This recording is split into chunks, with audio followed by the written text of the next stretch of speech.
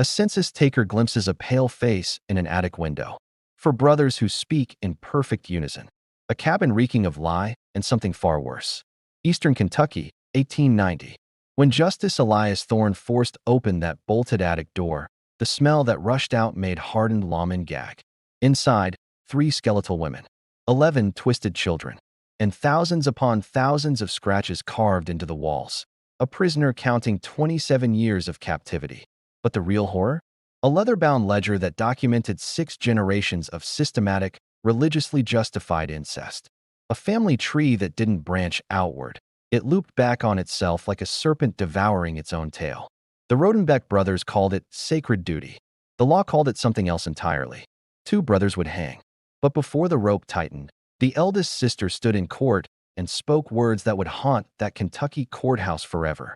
This is the story of the breeding cabin and the pale faces that finally escaped the dark. If you're still with me after that, you're exactly the kind of viewer this channel is built for. People who don't look away from the darkest corners of history. Hit that subscribe button and turn on notifications, because we dig deep into cases that most true crime channels won't touch. Drop a comment and let me know where you're watching from. Now, let's descend into Black Mars Hollow. The year is 1890, and Abel Fry has a problem.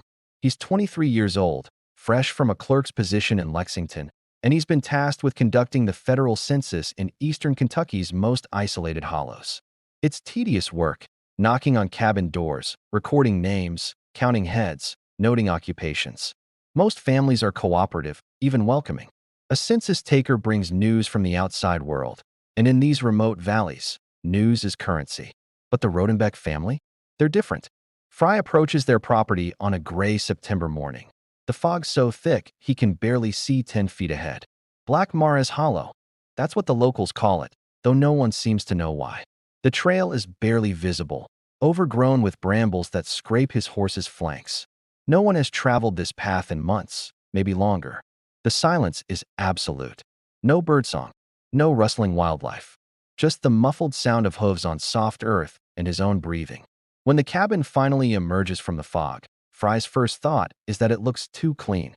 The porch is swept spotless, almost unnaturally so, as if someone scrubs it daily with religious fervor. The windows are shuttered tight despite the morning hour. Smoke rises from the chimney, but there's no sound from inside. No voices, no movement, no signs of life. Fry dismounts and ties his horse to a worn post. Before his knuckles can touch the door, it opens. All 4 of them stand there, shoulder to shoulder, blocking the entire doorway like a wall of flesh. Fry has conducted hundreds of census visits by now. He's met hermits, hostile homesteaders, families who speak little English. But he's never encountered anything like this. The 4 men, brothers, clearly, given their similar gaunt features, don't greet him. They don't smile. They don't move. They simply stand there, staring with eyes the color of dirty ice. "Good morning, gentlemen," Fry says, forcing brightness into his voice. "I'm Abel Fry, federal census taker for Perry County. I'm here to record the occupants of this household as required by. We know why you're here." The voice comes from the eldest, the one standing slightly forward. His tone is flat, rehearsed, like he's reciting lines from a script he's memorized perfectly. Fry pulls out his ledger and pencil, trying to maintain professional composure. "Excellent. Then you understand this is a legal requirement. I'll need the names and ages of everyone residing at this address." The brothers exchange no glances, no silent communication that Fry can detect. Yet somehow, they seem to move in perfect synchronization. The eldest steps forward an inch. The others adjust their positions accordingly, maintaining that solid wall across the doorway. "Silas Rodenbeck," the eldest says. Then he points to each brother in turn. "Malachi, Hezekiah, Jubal." Fry writes quickly, noting the biblical names. "Ages. We are between 30 and 40 years. I'll need exact ages, sir. It's required for, we do not celebrate birthdays. We estimate our ages as sufficient for your purposes." There's something wrong with the way they're speaking. Fry can't quite place it at first, but then he realizes they're taking turns, but their cadence is identical. Same rhythm, same inflection, like for instruments playing the same note. "Very well," Fry says, making a note of the vague ages. "And are there other occupants? Women? Children? We are self-sufficient men. We require no assistance." That's not what he asked, but before Fry can press the issue, something catches his eye. Movement in a high window, the attic, based on its position. For just a fraction of a second, he sees it. A face. Pale. Ghostly. Female. The features are gaunt, the eyes wide, and there's something desperate in that brief glimpse that makes Fry's blood run cold. Then Silas steps forward, directly into Fry's line of sight, and the face vanishes. "You have the information you require," Silas says. His voice hasn't changed, still flat, still empty, but there's an edge now, subtle but unmistakable. "We have provided names. We have cooperated with federal law. You may leave." Fry's training tells him to insist. The census requires a full count of occupants. He saw someone in that window, someone who wasn't listed. But something primal in his gut is screaming at him to get back on his horse and ride away from this place. I'll need to verify the count," he tries weakly. "If there are women or children residing here, they must be recorded." The four brothers say nothing. They simply stand there, breathing in perfect unison, their eyes locked on Fry with an intensity that feels less like attention and more like a predator calculating distance. Fry takes a step backward, then another. His professional pride wars with his survival instinct, and for once in his meticulous life, instinct wins. I'll return if I need additional information," he stammers. "Good day." He walks back to his horse with as much dignity as he can muster, acutely aware that all four brothers are watching him. He doesn't look back at the attic window, though every fiber of his being wants to. He mounts his horse, turns it around, and rides back up the trail at a pace just short of a panicked gallop. 2 miles away, when the cabin is finally lost in the fog behind him, Fry stops and pulls out his census ledger with shaking hands.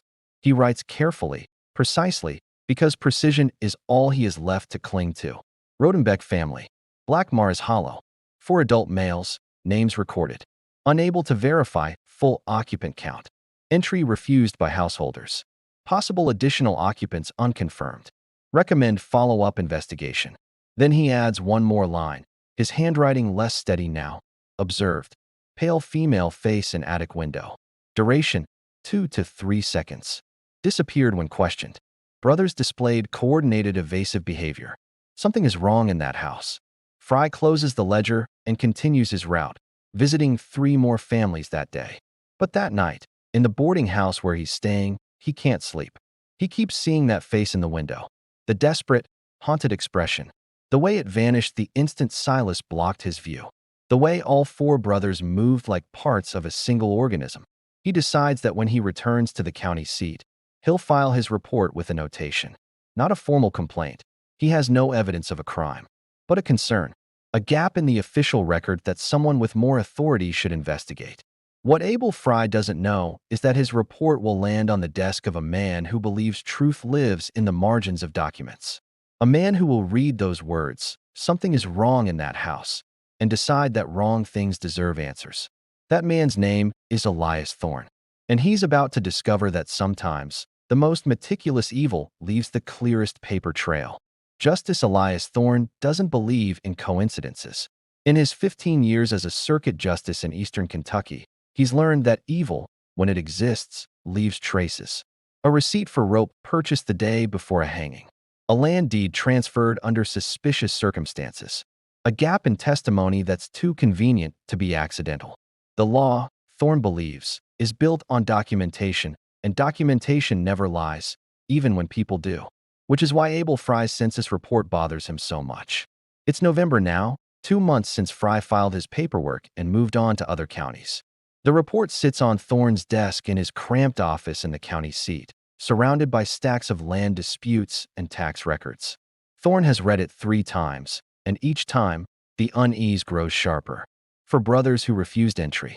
A pale face in a window that vanished when questioned. Coordinated evasive behavior.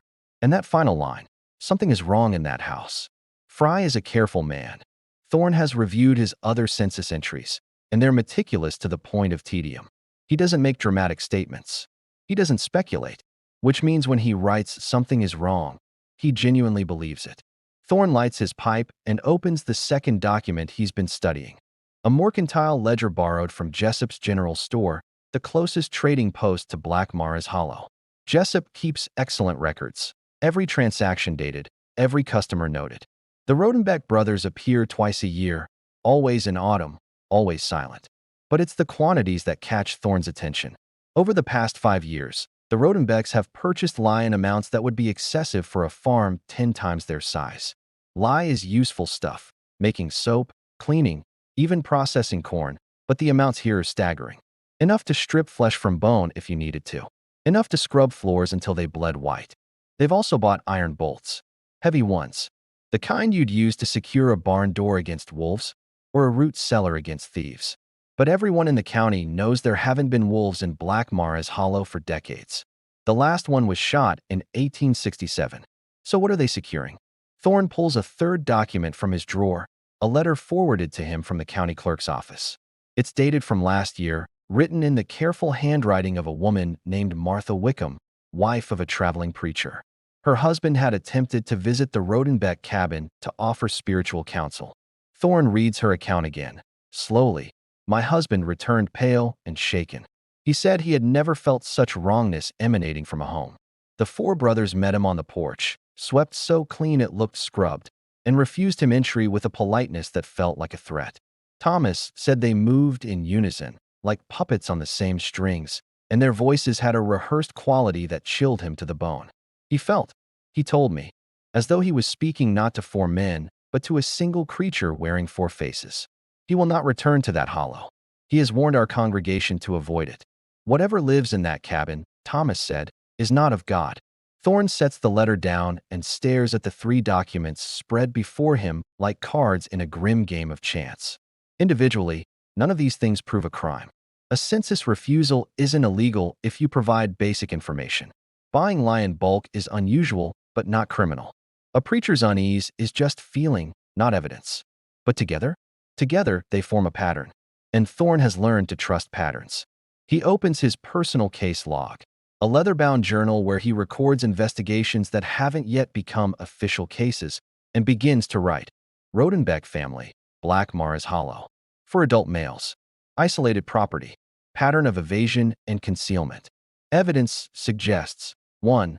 Possible undocumented occupants. Census taker's observation of female in attic window. 2. Excessive purchase of lye and iron bolts. Purpose unclear, but quantities exceed reasonable farm use. 3. Coordinated behavior suggesting rehearsed deception. Multiple witnesses report identical movements and speech patterns. 4. Active effort to prevent outside contact.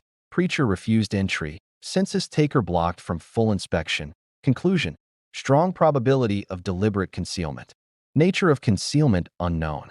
Recommend personal investigation under legal pretext. Thorne closes the journal and leans back in his chair. The fog outside his window is thickening as evening approaches, turning the streets of the county seat into ghostly corridors. He thinks about that pale face in the attic window, about lye purchased by the barrel, about 4 men who move like a single organism and scrub their porch until it gleams. What are they hiding? More importantly, who are they hiding? The law requires evidence before action. Thorne can't simply ride to Black Mares Hollow and demand entry based on a feeling, no matter how strong. He needs a legal pretext, a reason that won't alert the brothers to his true purpose. A land survey dispute would work. Eastern Kentucky is full of boundary disagreements, old deeds that don't match current maps, properties that overlap on paper. Thorne could invent one easily enough. The Rodenbecks wouldn't be able to verify his claim without leaving their hollow and visiting the county office, which they clearly never do. He opens a drawer and pulls out a surveyor's map of the region. With a careful hand, he draws a thin pencil line that bisects the Rodenbeck property, making it appear as though their boundary overlaps with a neighboring claim. It's a fiction, but it's a legal fiction, one that gives him the authority to inspect the property and interview the occupants. The next morning, Thorne visits the county clerk and files a formal notice of boundary dispute. The clerk, who's worked with Thorne long enough to know when not to ask questions, stamps the paperwork without comment. Now Thorne has his pretext. He has his authority. What he doesn't have is certainty about what he'll find. But as he packs his satchel that evening, surveyor's map, notebook, legal documents, and his personal revolver, which he rarely carries, he thinks about something his mentor once told him. Justice doesn't wait for certainty. It acts on probability and adjusts when evidence appears. The probability here is high. Something is wrong in that house. Abel Fry felt it. Thomas Wickham felt it. And now Thorne, reading the cold documentation of receipts and reports, feels it too. Evil leaves traces. Sometimes those traces are obvious: blood on a knife, a body in a river. But sometimes they're subtler. A face that vanishes. Purchases that don't add up. Silence where there should be sound. Thorne extinguishes his lamp and locks his office. Tomorrow, he'll ride to Black Mara's Hollow. He'll meet the four brothers who move as one. He'll inspect their suspiciously clean porch and ask polite questions about property boundaries they already know by heart. And if he's very careful, very observant, he'll find the gap in their performance. The crack in their wall of silence. Because evil, no matter how carefully documented and maintained, always has a flaw. And Thorne is very good at finding flaws. The fog settles over the county seat like a judgment. Somewhere in the darkness, in a hollow so isolated that even the trees seem reluctant to grow there, for brothers are moving through their evening routine with the precision of clockwork. They don't know yet that a man with a notebook and a talent for reading margins is coming for them. But they will. The ride to Black Mara's Hollow takes 4 hours, and the last hour feels like descending into a different world entirely.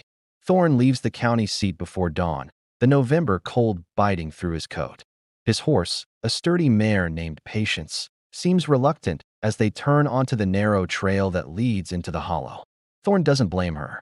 Even the landscape here feels wrong. The trees grow twisted and close, their branches reaching across the path like grasping fingers. The fog is so thick it moves like a living thing, coiling around the horse's legs and muffling every sound. No birds sing. No squirrels chatter. The silence is complete, oppressive, the kind of silence that makes you aware of your own heartbeat. Thorne has his story rehearsed. He's here about a boundary dispute. A neighboring property owner claims the Rodenbeck fence line encroaches on his land by approximately 15 feet. He needs to inspect the property markers and review the deed descriptions with the occupants. It's mundane, bureaucratic, exactly the kind of tedious government business that won't raise suspicion. At least, the cabin materializes from the fog, like something from a fever dream. It's larger than Thorne expected, 2 stories of dark timber with a steep roof and shuttered windows. The porch is swept so clean it practically gleams, even in the dim morning light. No mud, no leaves, no debris of any kind. It looks scrubbed, sanitized, as though someone treats it like an operating theater rather than a homestead. Thorne dismounts and ties Patience to a post worn smooth by decades of use. He's reaching for the surveyor's map in his satchel when the door opens. All 4 of them, standing shoulder to shoulder, filling the doorway completely. Thorne has read Abel Fry's description. He's prepared himself for their coordinated behavior. But reading about it and experiencing it are entirely different things. The brothers don't emerge one by one. They don't peek out to see who's approaching. They simply appear in the doorway as a unit, like a stage curtain rising on 4 actors who've rehearsed their positions 1,000 times. "Good morning, gentlemen," Thorne says, keeping his voice neutral and official. "I'm Justice Elias Thorne from the Perry County Court. I'm here regarding a boundary dispute that's been filed with the county clerk's office." The eldest, Silas, according to Fry's notes, steps forward exactly 1 pace. The others adjust their positions accordingly, maintaining that unnerving symmetry. Silas's face is gaunt, angular, his eyes the color of winter ice. When he speaks, his voice is flat and carefully measured. "We are not in dispute with any neighbor. I understand, sir, but the complaint has been filed regardless. I'm required by law to survey the property lines and verify the deed boundaries." Thorne unfolds his map with deliberate slowness, watching their faces for any flicker of confusion or concern. There's nothing, no reaction whatsoever. Silas extends his hand, and Thorne places the map in it. The brother studies it without blinking, his eyes scanning the fabricated boundary line that Thorne drew in his office. For a moment, Thorne wonders if he's made a mistake. If these men know their property so well they'll immediately spot the fiction. But Silas simply hands the map back and begins to recite their property boundaries from memory. His words are precise, practiced, delivered in a monotone that makes Thorne think of a schoolboy reciting memorized Latin. While Silas speaks, Thorne lets his eyes wander, cataloging details. The porch is spotless, not just clean but sterile. There's no woodpile visible, No tools leaning against the wall, no wash hanging on a line. The windows are shuttered tight despite it being mid-morning. And most tellingly, there are no sounds from inside the cabin. No voices, no footsteps, no signs of life beyond these four silent sentinels. Thorne's gaze drifts past the brothers to a fire pit near the side of the cabin. The ground around it is blackened and tamped smooth, but something white catches his eye. A corner of paper, half buried in the ash. And the eastern boundary follows the creek bed to the old oak, marked in 1856, Silas is saying. Thorne interrupts him with a question about water rights, a distraction, and as the brothers turn in perfect unison to point toward a distant tree line, he takes 2 casual steps closer to the fire pit. The paper is brittle, charred along the edges, but part of it remains intact, and even from this distance, Thorne can see what it is. Lines, circles, names written in cramped, archaic handwriting. A family tree. Why would someone burn a family tree? More importantly, why would they fail to burn it completely? The brothers finish their explanation and turn back to him, their movements synchronized in a way that makes Thorne's skin crawl. It's not just that they move together, it's that they move identically. Same pace, same angle, same timing. Like 4 reflections of a single man. Does that satisfy your inspection, Justice Thorne? Silas asks. His tone is pious, almost serene, but his eyes never leave Thorne's face. It does for now, Thorne says, folding his map. I appreciate your cooperation. May I ask, do you require any assistance from the county? These hollows can be isolated, especially in winter. We are self-sufficient, God-fearing men, Silas replies. The words sound rehearsed, like a catechism repeated so many times it's lost all meaning. We keep to ourselves and ask nothing of the world beyond our land. The other 3 brothers say nothing. They simply stand there, breathing in perfect rhythm, their eyes locked on Thorne with an intensity that feels less like attention and more like surveillance. Thorne nods, tips his hat, and walks back to Patience. As he mounts, he lets his boot drag slightly through the dirt near the fire pit, deliberately scuffing ash and soil over the exposed corner of paper. It's a small gesture, casual, the kind of careless movement a man makes when his mind is on other things. But it ensures the paper won't blow away before he can return for it. He rides back up the trail at a measured pace, acutely aware that all 4 brothers are watching him from the porch. He doesn't look back. He doesn't let his posture change. He simply rides, keeping his breathing steady, until the cabin disappears into the fog behind him. Only then does he allow himself to think about what he saw. That paper in the fire pit wasn't random trash. It was a family tree, partially burned but not destroyed. Someone tried to get rid of it, perhaps in a hurry, perhaps carelessly, but they failed.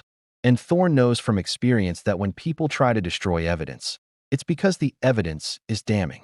He rides another mile, then stops and dismounts in a small clearing where the trail widens. He pulls out his notebook and writes quickly, recording every detail while it's fresh. The brothers' synchronized movements, the sterile cleanliness of the porch, the shuttered windows, the complete absence of any signs of women or children despite a 2-story cabin that could easily house a dozen people. And that charred paper in the fire pit. Thorne closes his notebook and looks back toward the hollow, though the fog has swallowed it completely. Somewhere down there, behind those shuttered windows and that obsessively clean porch, something is hidden. Something worth protecting with lies and silence and choreographed performances. He'll return tonight. He'll bring Deputy Callum, a man who asks no questions and keeps his mouth shut. They'll approach on foot under the cover of darkness, and they'll retrieve that burned paper from the fire pit. Because Thorne knows that sometimes the most important evidence is what people tried to destroy. The things they thought they'd erased. The traces they believed they'd buried. He mounts Patience and continues toward the county seat. But his mind is already back in that hollow, already planning his next move. The fog thickens around him, cold and clinging. Somewhere behind him, 4 brothers are closing their door and returning to whatever routine they maintain in that too-clean cabin. They don't know yet that the paper they tried to burn will be their undoing. But soon, they will. Thorne returns to Black Mara's hollow under the cover of darkness with Deputy Callum, a man whose greatest virtue is his ability to remain silent in the face of horror. They leave their horses a quarter-mile from the cabin and approach on foot, moving through the fog like ghosts. It's past midnight, and the November cold has teeth. Their breath comes out in white plumes that dissipate quickly in the thick air. Callum carries a bullseye lantern, shuttered closed. Thorne carries a thin blade for lifting the paper from the ash. The cabin is dark when they reach it. No lamplight in the windows, no smoke from the chimney. The brothers are either asleep or sitting in the dark, which Thorne finds equally unsettling. They approach the fire pit in silence. Thorne kneels and uses the blade to carefully lift the charred paper from where he'd covered it with ash that morning. It tears slightly as he lifts it. The edges are brittle, crumbling, but enough remains. He wraps it in oilcloth and tucks it inside his coat. They retreat without a word, walking backward for the first 100 yards to keep their eyes on the cabin. Nothing moves. No doors open. No faces appear in windows. But Thorne can't shake the feeling that they're being watched. Back in his office, under the light of 3 lamps, Thorne and Callum spread the charred page on his desk. What they see makes Thorne's hands shake for the first time in his career. It's a family tree, hand-drawn with meticulous care. At the top are 2 names, Jedediah and Azuba Rodenbeck. Below them, connected by a single line, are their 7 children, 4 sons, 3 daughters. But the lines don't branch outward the way family trees should. They loop back inward. Brothers connected to sisters. Those unions producing children. Those children connected to each other. Generation after generation, the bloodline folding back on itself like a snake devouring its own tail. 6 generations, each pairing marked with dates and symbols Thorne doesn't recognize. But the meaning is unmistakable. This isn't a family tree that grew naturally. It's a blueprint, a map of deliberate, systematic incest carried out with the precision of holy ritual.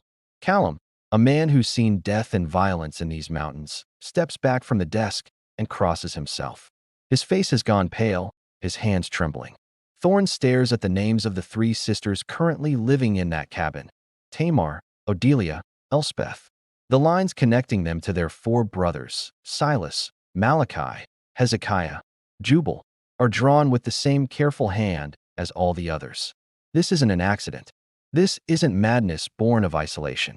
This is a system. Inherited, sustained, protected. Jesus Christ, Callum whispers. How long has this been? 6 generations, Thorne says, his voice flat. Since 1832, according to these dates. Almost 60 years. He pulls his case log toward him and writes a single sentence, his handwriting sharp with fury. The pale face Abel Fry saw in that attic window wasn't a ghost. It was a prisoner. 3 weeks pass before Thorne secures his warrant.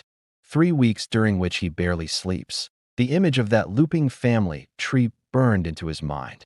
County Judge Whitfield, a man who's presided over these mountain districts for 20 years, reads the evidence twice before signing his name.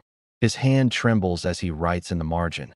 This is the first case in my career where I fear what the law will find more than what it will fail to find. Thorne rides back to Black Mares Hollow on a gray December morning with Deputy Callum. They bring no additional officers, no crowd. Whatever waits in that cabin will require witnesses of steady nerve, not numbers. The fog is thinner today. As they approach the property, Thorne can see 2 of the brothers working near a fence line, Hezekiah and Jubal. They don't look up as the horses approach, but their hands stop moving. They've heard. Thorne dismounts and walks forward, the warrant folded in his coat pocket. He calls out to the brothers by name, his voice carrying across the cold air. They turn in unison, their faces blank, their eyes registering neither surprise nor fear. Thorne pulls out the warrant and holds it up so they can see Judge Whitfield's seal.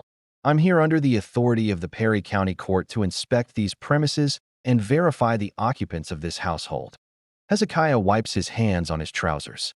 Slowly, deliberately, Jubal tilts his head slightly, as though listening to a voice only he can hear. We do not consent to entry, Hezekiah says, his voice low and steady. Your consent is not required. Thorne unfolds the warrant and reads aloud the legal language that makes their objection irrelevant.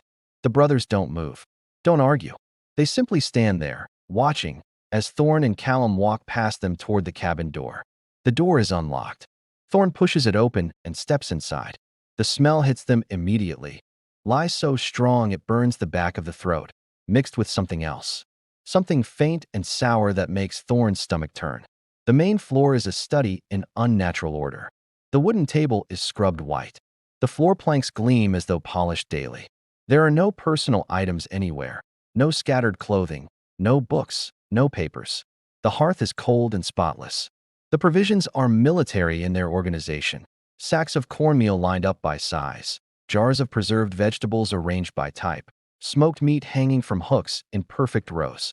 But there are no signs of women or children, no dresses, no small shoes, no toys or cradles or anything that would suggest life beyond for men living alone. The silence inside the cabin is crushing.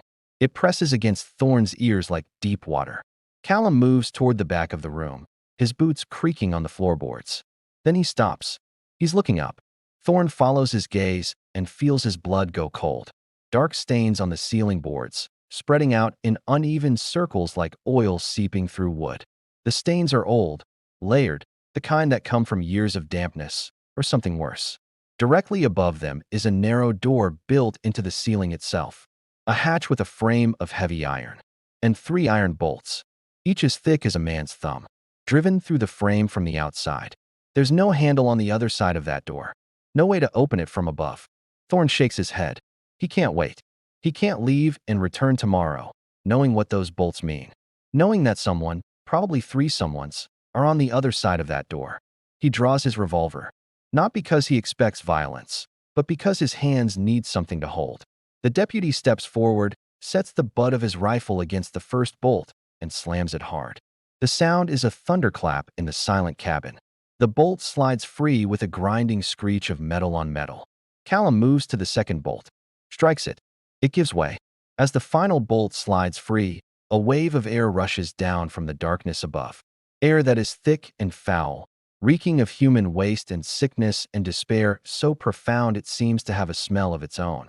Thorne steps back, his hand over his mouth, his eyes watering. Callum gags and turns his head, but he doesn't leave. From the blackness above the open hatch comes a sound. Faint, fragile, barely human. Thorne forces himself forward, gripping the edge of the hatch frame. He calls up into the darkness. Says he's an officer of the law. Says they're here to help. There's no response. Only that same faint, trembling whimper. And then another sound, shuffling, scraping, as though something is moving in the dark but doesn't know how to approach the light. Callum strikes a match and holds it up, the small flame illuminating the edges of a ladder leading upward into the attic. Thorne climbs, his revolver in one hand, the other gripping the ladder rungs. The smell grows stronger with each step, ammonia and rot and something sweeter, sicker, that he can't identify. 3 women, skeletal, pale as ghosts, blinking in the sudden intrusion of light. Behind them, huddled in the corners like broken dolls, are children. 11 of them, their bodies twisted, their eyes wide and uncomprehending. Thorne doesn't speak. He can't. The air has left his lungs. The horror is no longer theoretical, no longer words on a charred page. It's here, present, undeniable, staring back at him with decades of suffering in their eyes. The eldest woman, her hair gray and matted, her face lined with anguish that makes her look ancient, reaches toward him with fingers that shake like leaves in a storm. "You're safe now," Thorne whispers, though the words feel impossibly inadequate. The attic is a tomb for the living. As Thorne's eyes adjust to the dim light filtering through cracks in the roof boards, the full scope of the horror becomes visible in pieces, each detail more damning than the last. The 3 women sit on thin pallets of straw so compressed they're almost flat. Their bodies are skeletal, bones pressing against skin like tent poles. Their hair hangs in matted ropes, unwashed for what must be months, maybe years. The eldest, the one who spoke about Tuesday, watches Thorne with eyes that hold no hope, only a dull recognition that something has changed. Behind her, bolted directly into the oak floorboards, are 3 sets of iron chains. Each ends in worn leather cuffs darkened with old blood and sweat.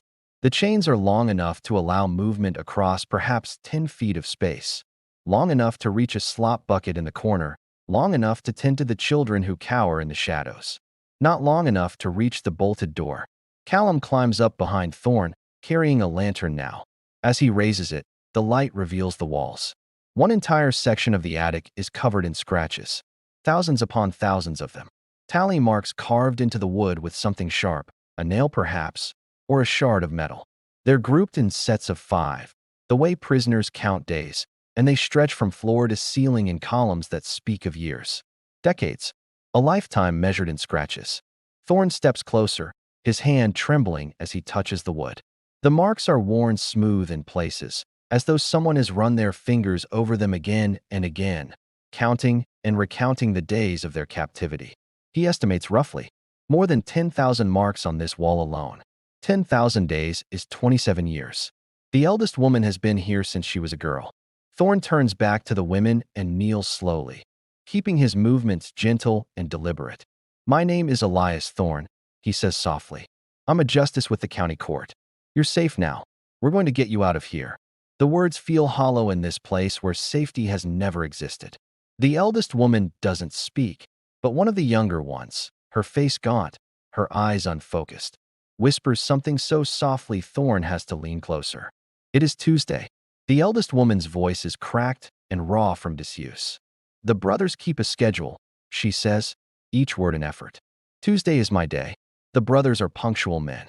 The words land like stones in Thorne's chest. A schedule. Her day. He realizes with sickening clarity that this isn't chaos or madness born of isolation. This is a system, organized, maintained, executed with the cold efficiency of men who believe they're doing holy work. "What are your names?" Thorne asks gently. The eldest woman looks at him for a long moment, as though she's forgotten how to answer simple questions. Then, Tamar Rodenbeck. She gestures weakly to the other two women. "Odelia, Elspeth, my sisters." Sisters. Not just victims, sisters kept as breeding stock by their own brothers. Callum has moved to the far corner of the attic, where a large cedar chest sits beneath a narrow window. He calls to Thorne, his voice tight with barely controlled rage. Thorne crosses the attic carefully, avoiding the chains. Inside the chest, wrapped in oilcloth, is a book, a massive leather-bound ledger, its spine cracked from use, its pages filled with dense, meticulous handwriting. Thorne lifts it carefully, opens it to the first page. The title, written in archaic script, reads, "The Blood Reckoning, a record of the Rodenbeck line, begun in the year of our Lord 1832. What follows is not merely genealogy. It's a manifesto. Page after page details the family's sacred duty, their term, to preserve their bloodline by keeping it pure, untouched by the corruption of outsiders. The phrase used repeatedly is folding the blood back upon itself, and it's described with a religious fervor that makes Thorne's hands shake. Each birth is recorded with clinical precision, names of both parents, always siblings, always Rodenbecks, dates, times, physical descriptions. Each child is marked as either pure stock or flawed. The latter are crossed out with a single line of ink. Thorne understands what that line means. Death. The ledger contains 6 generations of this practice, beginning with Jedediah and Azuba Rodenbeck. The text claims they received a divine vision, instructing them to withdraw from the world and maintain the purity of their line. Their children continued the practice. Their grandchildren refined it. And the current generation, the 4 brothers and 3 sisters, have carried it forward with mechanical precision. Thorne finds entries for each of the 11 surviving children in the attic. Their births recorded with clinical detail, dates, times, physical descriptions, notations about their development. The children who didn't survive are listed in a separate column. 22 children born, 11 survived. The numbers are written without emotion, without regret, as though documenting livestock. One entry makes Thorne's blood run cold. Delivered this day, June 14th, 1887, of Tamar and Silas, a male child. Presented with fused digits, left hand. Cleft palate, severe. Marked as flawed. Removed to the woods at dawn. Duty fulfilled. Removed to the woods. Left to die? A newborn child. Thorne closes the ledger, his jaw clenched so tight his teeth ache. This isn't just incest. It's infanticide. It's systematic elimination of children deemed imperfect by men playing God in a cabin hidden from the world. While Thorne reads, Callum has been bringing the women and children down from the attic one by one. He moves gently, speaking in low, soothing tones, though most of the children flinch at his touch. They're not accustomed to kindness. Outside, the 2 brothers Thorne and Callum encountered earlier, Hezekiah and Jubal, have been placed in irons and sit silent on the porch. Their faces show neither shame nor anger, only a patient waiting, as though this is merely an inconvenience that will pass. Silas and Malachi arrive from the fields within the hour, drawn by the commotion. They're taken into custody without resistance. They don't ask why. They don't protest. Silas simply looks at Thorne and says, in that same flat, emotionless voice, "We have done nothing wrong. We have followed the law given to us by our blood and our God." His voice is calm, measured, utterly devoid of human feeling. Thorne stares at him. This man who kept his sisters chained in an attic, who fathered children on them according to a schedule, who recorded it all with the pride of a man keeping accounts. "Take them to the county jail," Thorne says to Callum. "All four of them. Charges to be filed within the hour." He sends Callum's deputy to ride for Dr. Abram Galloway, the county physician, a man of science and reputation who will provide the medical evidence the court will require. While they wait, Thorne continues documenting everything. He sketches the layout of the attic. He measures the chains. He photographs the tally wall with the new camera the county recently purchased. He collects the iron cuffs and places them in a canvas sack, noting the dried blood still visible in the leather creases. When Dr. Galloway arrives 3 hours later, the winter sun already sinking toward the horizon, he spends the remainder of the day examining the women and children. His face grows more grim with each passing hour. Thorne watches him work, checking the women's wrists for ligature scars, examining the children's twisted limbs, documenting deformities with clinical precision. Galloway is a good doctor, trained in Philadelphia, but even he has to step outside twice to compose himself. That evening, by lamplight in Thorne's office, Galloway begins writing his report. It will run 12 pages and become the prosecution's most devastating exhibit. In clinical, unflinching language, he documents ligature scars, malnutrition, evidence of repeated trauma, and the severe congenital deformities present in every one of the 11 children. Cleft palates, fused digits, spinal curvatures, cognitive impairments so severe that several children cannot speak or feed themselves. These deformities, Galloway writes in his careful hand, are the unmistakable signature of generational inbreeding. The pattern is so pronounced, so consistent across all 11 children, that it could only have been deliberate. He titles the final section of his report, "A Catalog of Generational Damnation." He signs his name with a hand that does not waver. Thorne sits across from him, the Rodenbeck ledger open on the desk between them. Outside, the fog has returned, thick and impenetrable.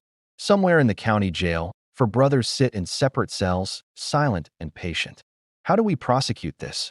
Galloway asks quietly. "What law covers this?" Thorne looks at the ledger, at the charred family tree, at the photographs of the attic chains. "Kidnapping, false imprisonment, rape, incest, infanticide." He pauses.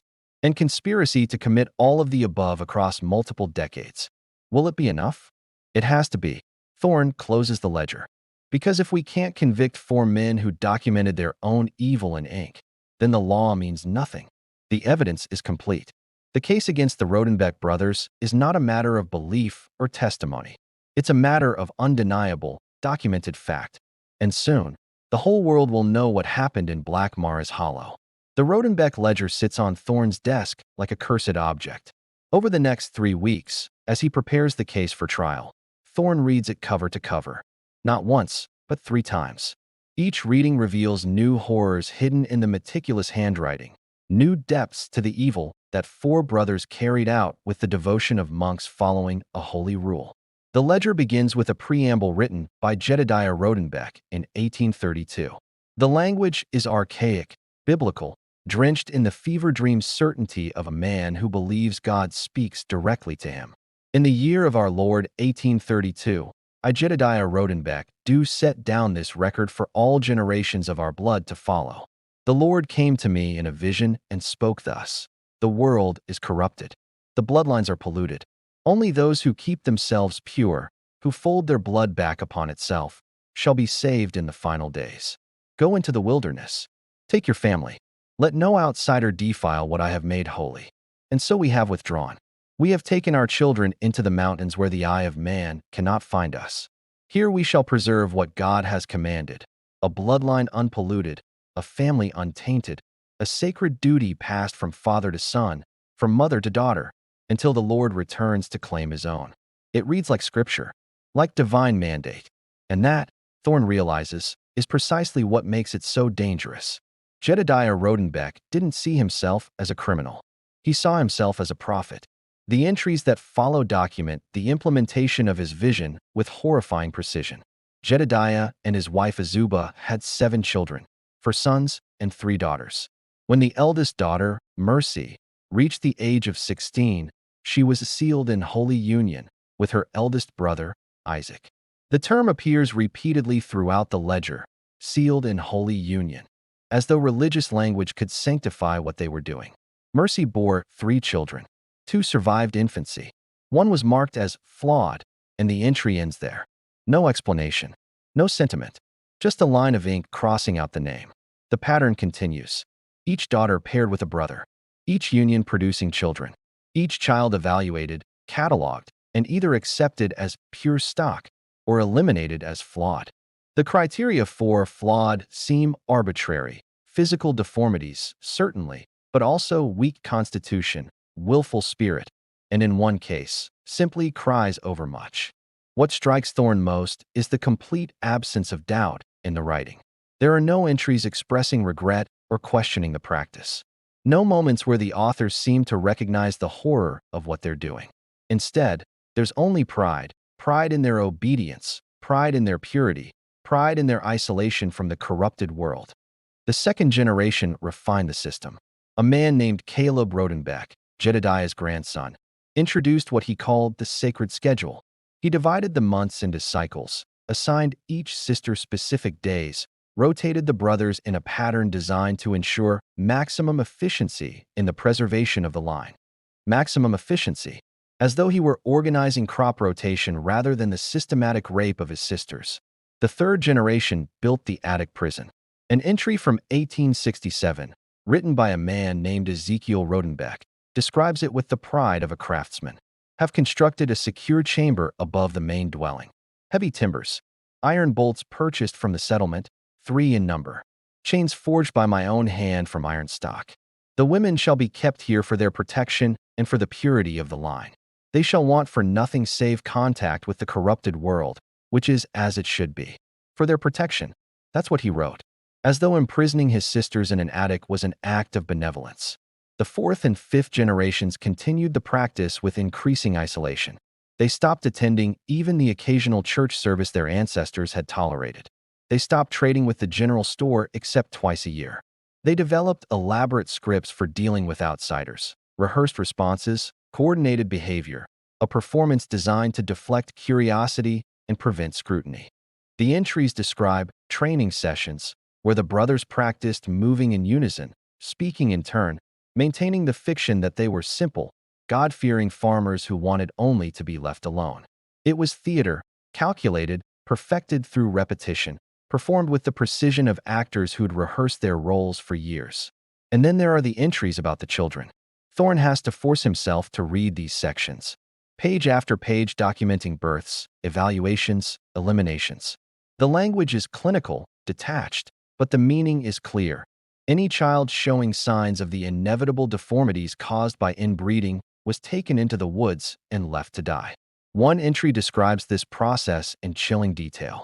Born this day of Elspeth and Malachi, a female child, presented with twisted spine and fused digits.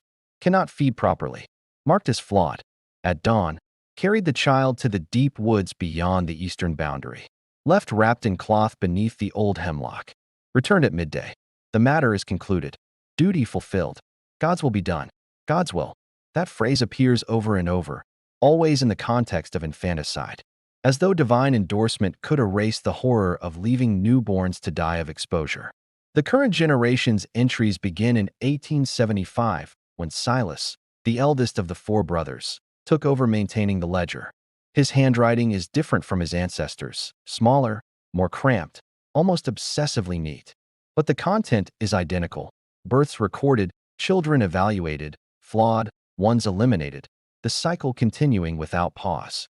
What chills Thorne most about Silas's entries is their increasing efficiency. Earlier generations wrote longer passages, included some description, showed at least the ghost of human emotion. Silas's entries are stark, minimal, reduced to pure data.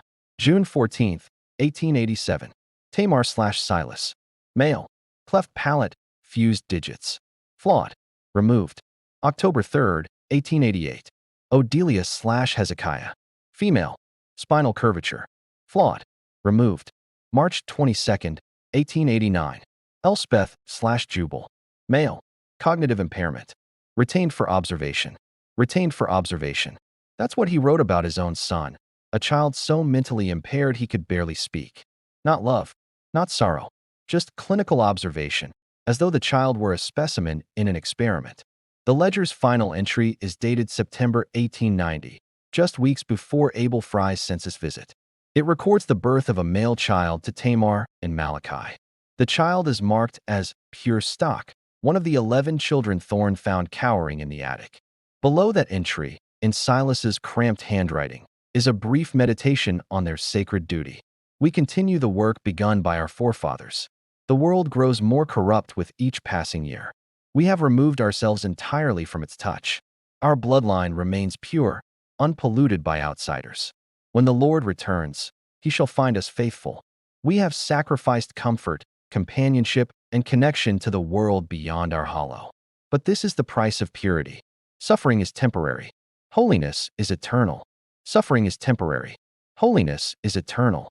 Thorne reads those words again and again, trying to understand the mind that could write them while keeping 3 sisters chained in an attic, while fathering children on them according to a schedule, while leaving newborns to die in the woods.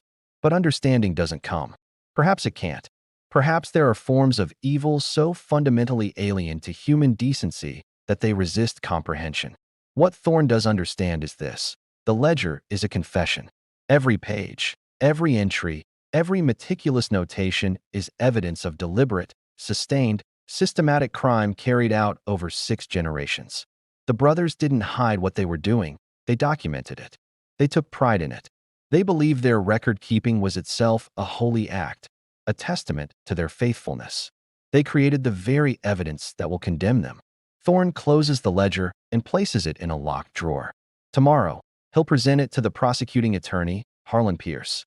The trial will begin in 3 months, and this book will be the centerpiece of the prosecution's case. But tonight, Thorne needs air.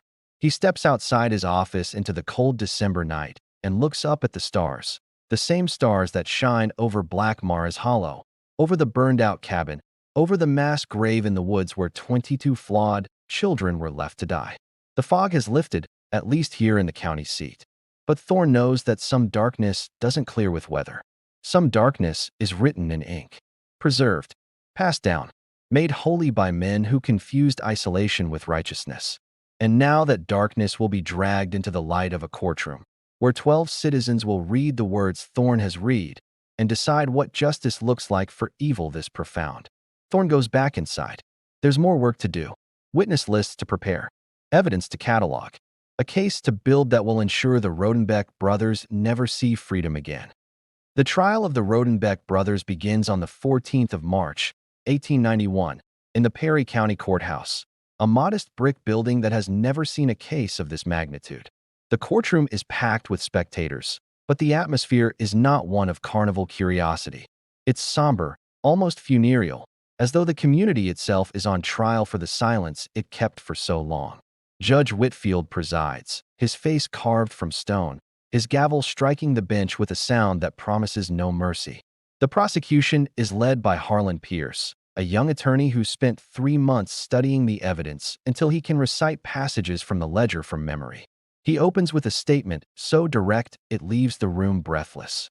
"Gentlemen of the jury," he begins, standing before the 12 men who will decide this case, "you will see proof, written and physical, of a crime so systematic and so prolonged that it defies the imagination.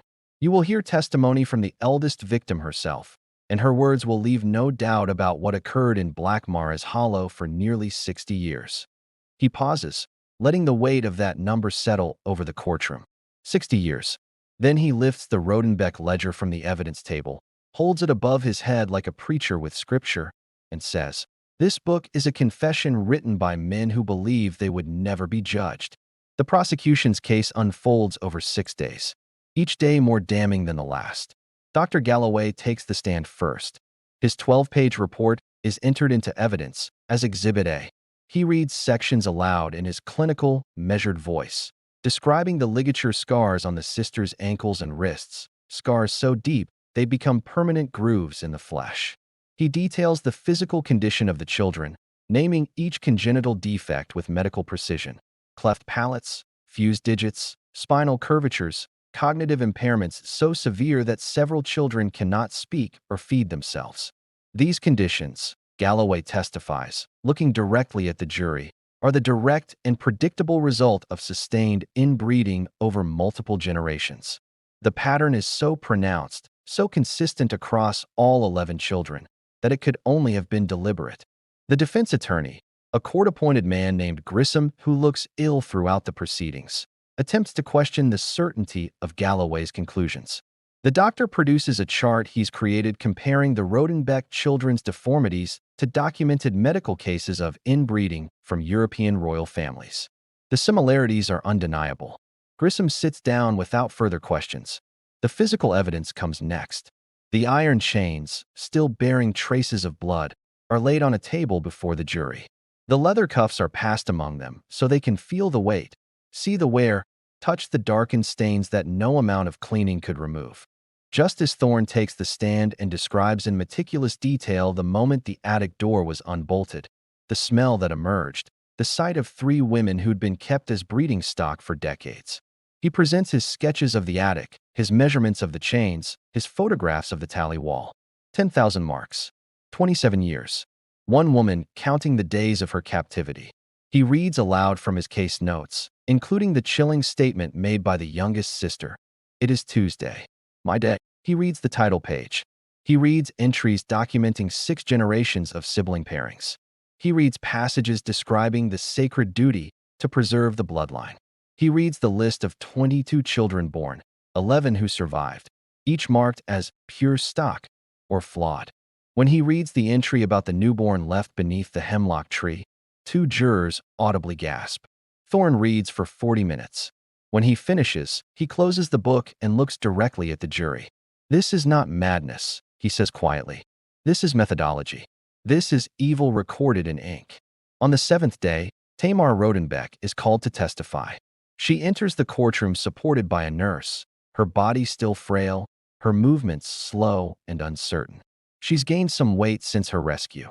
Dr. Galloway has been overseeing her care, but she still looks like a woman who's lived a lifetime in the dark. She's sworn in, asked to state her name. She does so in a voice so quiet the judge asks her to speak louder. Harlan Pierce approaches her gently, keeping his distance so she doesn't feel crowded. Miss Rodenbeck, how old were you when the abuse began? 12. Her voice is stronger now, as though speaking the truth is giving her strength.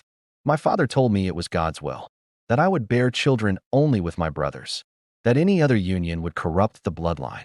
And did your brothers force your compliance? Yes. No hesitation. With chains and starvation, and the threat that if we refused, the children already born would be taken into the woods and left. Pierce asks her to describe the schedule. She explains with devastating clarity that each sister was assigned specific days, that the brothers rotated in a pattern they maintained without fail, that it was as orderly as a church service. Tuesday was my day, she says, and the words hang in the air like an indictment. She describes being kept in the attic, chained except when pregnant and near delivery. She describes the tally marks she carved into the wall, not to track time, exactly, but to remind myself I was still alive, still counting. She describes the births, the children who survived, the children who were taken away and never returned. Did you know what happened to them? Pierce asks gently. Yes. Tamar's voice breaks for the first time. We heard them crying in the woods sometimes. For hours. And then silence. The courtroom erupts in gasps and murmurs. Judge Whitfield strikes his gavel repeatedly, calling for order. When Pierce finishes, the defense declines to cross-examine. Grissom simply says, quietly, I have no questions for this witness. The brothers are given the opportunity to testify in their own defense. He takes the stand with the same calm, empty expression he's worn throughout the trial. He doesn't deny the facts, doesn't claim ignorance or coercion. Instead, he explains, in a voice devoid of emotion, that his family was chosen by God to remain pure, to resist the corruption of the outside world by keeping their blood untainted. We followed the law given to us by our ancestors, he says, a law higher than any court. He describes the children as blessings, the product of sacred unions. Says he has no regret. Would do it again if freed because obedience to divine will is the only true righteousness. Pierce asks him, "Do you understand that your sisters suffered?" The courtroom erupts. Judge Whitfield strikes his gavel so hard it cracks. He calls for order, but the damage is done. Silas has condemned himself with his own words. The jury deliberates for 53 minutes. They return with a verdict of guilty on all counts for all four brothers: kidnapping, false imprisonment, rape, incest, conspiracy to commit murder. Judge Whitfield sentences Silas and Malachi, as the eldest and the architects of the continued abuse, to death by hanging. Hezekiah and Jubal are sentenced to life imprisonment at the Frankfurt Penitentiary. The brothers show no reaction. They're led from the courtroom in silence, moving in perfect synchronization one final time. As they pass the gallery, Tamar watches them go. She doesn't smile, doesn't weep. She simply watches, her hand resting on the nurse's arm, her eyes clear for the first time in 27 years. Justice, when it finally comes, doesn't undo the past, but it ends the silence. And sometimes that's enough. 6 months pass between the verdict and the executions. Silas and Malachi Rodenbeck spend those months in separate cells at the Frankfurt Penitentiary, denied contact with each other or their younger brothers. For men who've lived their entire lives in perfect synchronization, the isolation must be its own form of torture, though neither shows any sign of distress. They eat when fed, sleep when the lamps are extinguished, speak only when directly questioned. The warden, a man named Aldrich who's overseen 43 executions in his career, tells Thorne that the Rodenbeck brothers are the strangest condemned men he's ever encountered. Most men facing the gallows either rage or weep. Aldrich says, they pray or curse. They bargain with God or beg for mercy. These two, they sit in silence, calm as Sunday morning, as though they're waiting for a train. Thorne visits them once, 3 weeks before the execution date. He doesn't know why he goes, some part of him still trying to understand how human beings could commit such sustained evil without apparent conscience. He speaks with Silas first, in a small visitation room with iron bars separating them. Silas sits perfectly still, his hands folded on the table, his expression empty. "Do you have any remorse?" Thorne asks. "Any understanding of what you've done?" Silas looks at him with those pale, emotionless eyes. "We preserved what God commanded us to preserve. We kept ourselves pure when the world fell into corruption. If that is a crime in your courts, then your courts are wrong. You imprisoned your sisters. You raped them. You murdered children. We fulfilled our sacred duty." Silas's voice never wavers. "You call it rape. We call it holy union. You call it murder. We call it purification. Your words do not change the truth of what we are. And what are you? Faithful." The word comes out with absolute certainty. "We are faithful to a covenant older and truer than your laws." Thorne realizes then that there will be no confession, no moment of recognition or regret. Silas Rodenbeck will go to the gallows believing he was righteous, that his suffering is martyrdom, that history will vindicate him. Thorne doesn't visit Malachi. There's no point. On a cold October morning in 1891, Silas and Malachi Rodenbeck are hanged in the prison yard. The execution is conducted according to Kentucky law, witnessed by the required officials, documented by the prison clerk, carried out with professional efficiency. Both brothers walk to the gallows without resistance. Neither speaks final words when offered the opportunity. They simply stand there, side by side for the last time, as the nooses are placed around their necks. When the trapdoors open, they fall in perfect synchronization. The county records note their deaths with a single line: executions carried out as ordered by law. October 18th, 1891. Silas Rodenbeck, age 42. Malachi Rodenbeck, age 40. Hezekiah dies of pneumonia in the Frankfurt Penitentiary in 1898, 7 years into his sentence. Jubal survives until 1911, dying in his cell at age 58. The cause is listed as heart failure, though the prison physician notes in his private journal that Jubal simply seemed to stop, as though whatever force animated him finally gave up. None of the brothers ever speak about what happened in Black Mars Hollow. Not to prison chaplains, not to fellow inmates, not to the psychiatrists who attempt to study them. They maintain their silence until death, as complete and impenetrable as the fog that shrouded their cabin. The 3 sisters and 11 children are relocated to a private sanatorium in another state. The location kept secret to protect them from curiosity seekers and journalists. The facility is funded by the Perry County Court and overseen by Dr. Galloway until his death in 1906. Recovery, for the survivors, is slow and incomplete. Tamar never regains full health. 27 years of malnutrition and captivity have left permanent damage. But she learns to read, teaches herself to write, and spends her remaining years documenting her experience in a series of journals that will eventually be sealed alongside the Rodenbeck ledger. She dies in 1919 at age 51, her last journal entry reading simply, "I counted every day. Now I am free, and I have stopped counting." Odelia and Elspeth fare somewhat better. Both eventually learn basic skills: reading, writing, simple mathematics. Odelia develops a talent for gardening and spends hours tending the sanatorium's grounds. Elspeth, the youngest, eventually marries a groundskeeper at the facility, a gentle man who asks nothing about her past and offers her the quiet, uneventful life she never had. The 11 children remain at the sanatorium for life. Their disabilities, both physical and cognitive, are too severe for independent living. But they receive care, compassion, and dignity. They're taught what they can learn, given what comfort is possible, allowed to exist as human beings rather than specimens in a breeding experiment. The eldest child, a boy named Caleb with a severe cleft palate and fused digits, learns to communicate through a series of gestures and sounds. In his 20s, he develops an unexpected talent for music, playing simple melodies on a harmonica that a nurse gives him. He dies at age 34, and at his funeral, the staff who cared for him testify that despite everything he endured, he smiled often and never showed violence or anger. Perhaps, in the end, that's its own form of redemption, not for what was done to these children, but a testament that even lives begun in horror can contain moments of peace. 1 year after the trial, the Rodenbeck cabin burns to the ground. No official investigation is opened. The fire occurs on a moonless night in March 1892, exactly 1 year after the trial's conclusion. By the time anyone notices, the cabin is fully engulfed, flames so hot they can be seen from 3 miles away, turning the fog-shrouded hollow into an inferno.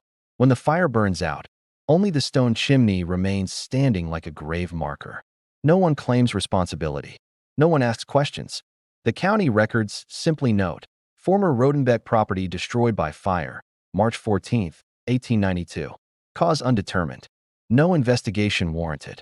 Thorne, reading the report in his office, understands what happened. Someone, perhaps several someones, decided that certain places are too contaminated by evil to remain standing.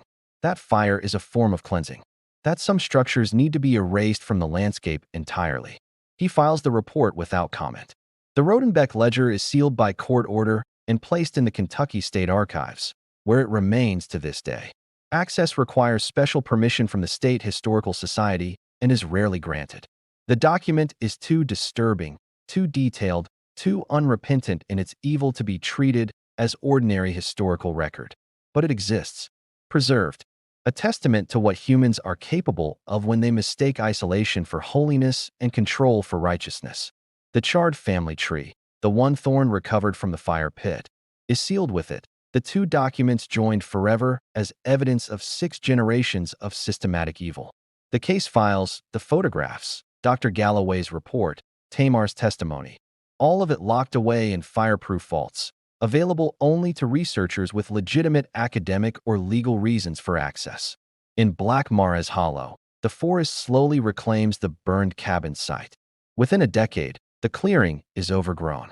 Within 2 decades, you'd never know a structure stood there. Nature erases what humans built, covering the scars with new growth. The local population, meanwhile, develops a collective amnesia about the Rodenbecks. Oh, people remember the trial. It's the biggest case in Perry County history, but they stop talking about it. Stop telling the story. When outsiders ask about Black Mars Hollow, locals shrug and change the subject. Some silences are maintained not to protect evil, but to refuse its immortality. Thorne retires from his position as circuit justice in 1903, 12 years after the Rodenbeck trial. He's asked once, by a young law clerk, whether the case haunts him. Every night, Thorne admits. But not because we failed to stop it sooner, though we did. It haunts me because of how easily evil can flourish when we mistake privacy for virtue. When we assume that people who keep to themselves must be harmless. When we accept they're just different as explanation for behavior that deserves investigation. The clerk asks if he'd do anything differently. I'd trust my instincts sooner, Thorne says. Abel Fry saw that face in the window and knew something was wrong. The preacher felt wrongness emanating from that cabin. I read the receipts and recognized the pattern. But we all hesitated because we'd been taught that good people respect boundaries, that privacy is sacred, that interfering is worse than ignoring. He pauses, looking out his office window at the mountains where Black Mares Hollow still exists, empty now, reclaimed by fog and forest. Sometimes, he says quietly, the greatest evil thrives not because no one sees it, but because those who see it convince themselves it's not their place to act. On his final day in office, Thorne writes one last entry in his personal case log. The Rodenbeck case, closed 1891. For brothers hanged or imprisoned. 3 sisters freed. 11 children saved. 22 children found too late. Their graves, if they have any, lost in the woods of Black Mares Hollow. The ledger preserved. The testimony recorded. The evidence sealed but not destroyed. Evil documented this thoroughly cannot hide forever. But neither should it be forgotten. We preserve it not to celebrate it, but to remember that darkness like this can grow anywhere silence is mistaken for peace. Justice was served, but it came too late for those who died waiting for someone to open that bolted door. May their memory be a warning. Evil leaves receipts. Read them. The fog over eastern Kentucky thickens as evening falls, but somewhere, in archives and sealed vaults, the truth remains, documented, preserved, undeniable. Instead, they created their own indictment.